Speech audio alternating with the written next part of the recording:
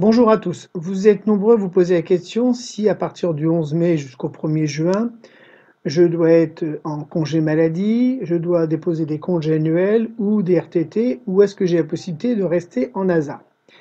Aujourd'hui, il y a 3 documents qui répondent à cette question, dont l'un qui est plus pertinent puisqu'il date du 29 avril 2020 où Olivier Dussopt est en audition au niveau des députés. Mais revenons sur ces 3 documents. Le premier est le communiqué de presse du 17 avril 2020 qui parle bien des enfants et des gens vulnérables, donc en ALD. Celui-ci parle d'un arrêt de maladie. Ok.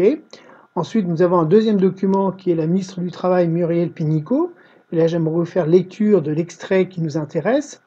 Pour les arrêts de garde d'enfants, on fera une période de transition sur le mois de mai, le temps que ça s'organise.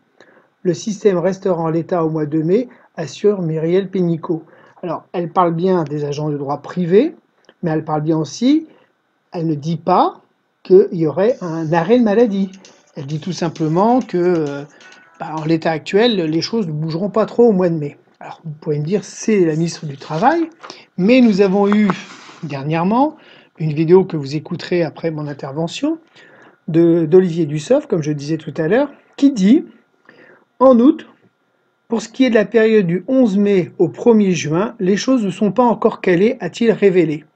Donc en clair, il n'a pas donné une position. Si sur cette période, les agents devaient vraiment poser un arrêt de maladie, poser des congés, poser des RTT, ou est-ce qu'ils pouvaient être maintenus en ASA? Personnellement, comme je l'ai mis sur la page, il y a des certificats médicaux.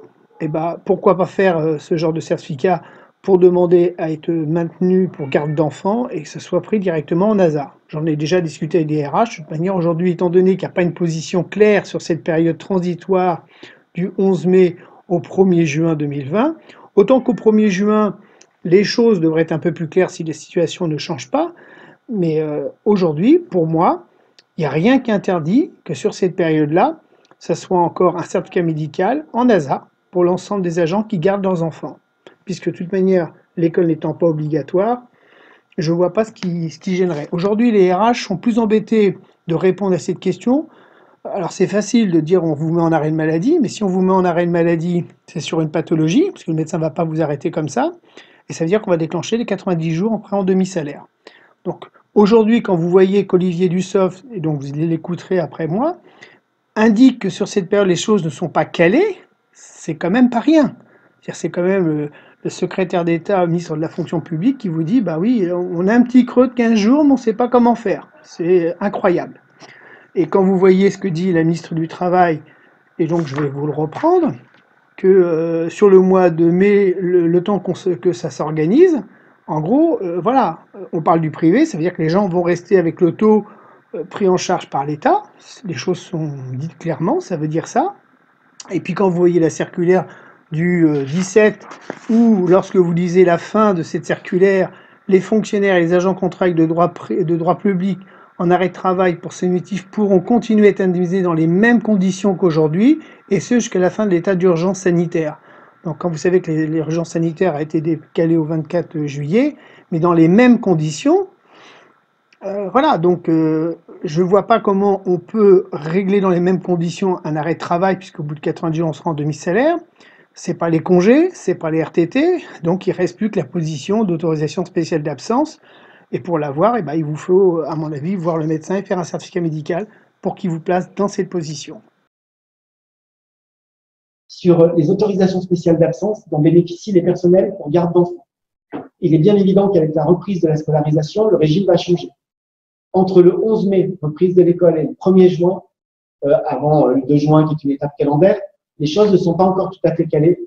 Ce qui est certain, c'est qu'après le 1er juin, lorsque un agent public, quel que soit le versant de la fonction publique, sera confronté à une fermeture d'établissement scolaire, à une absence de prise en charge de son enfant, qui sera certifié ou attesté par une forme de bon de refus, et il pourra bénéficier d'une autorisation spéciale d'absence si cela relève strictement de la volonté des parents de ne pas mettre leur enfant à l'école ou à la crèche alors qu'une solution est proposée respectueuse des préconisations sanitaires.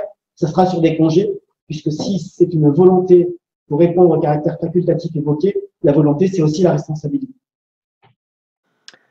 Petite précision sur le fait qu'on puisse fournir un certificat médical pour garder son enfant en autorisation spéciale d'absence. Je vous rappelle, mais là bien avant qu'on parle du coronavirus, que lorsque vos enfants étaient malades, dans la fonction publique territoriale, vous fournissiez un certificat médical qui indiquait éventuellement que le médecin, enfin indiquait en règle générale que les parents doivent garder, le père ou la mère, l'enfant 2 ou 3 jours au chaud pour qu'il se rétablisse. Donc aujourd'hui, en faisant un parallèle avec les autorisations spéciales d'absence, le médecin ne peut pas vous arrêter en maladie, mais peut faire un certificat médical qui justifie le fait que vous gardiez votre enfant. Donc c'est très important et il n'y a rien d'extraordinaire à ça. Donc ne demandez pas un arrêt de maladie, mais bien un certificat médical.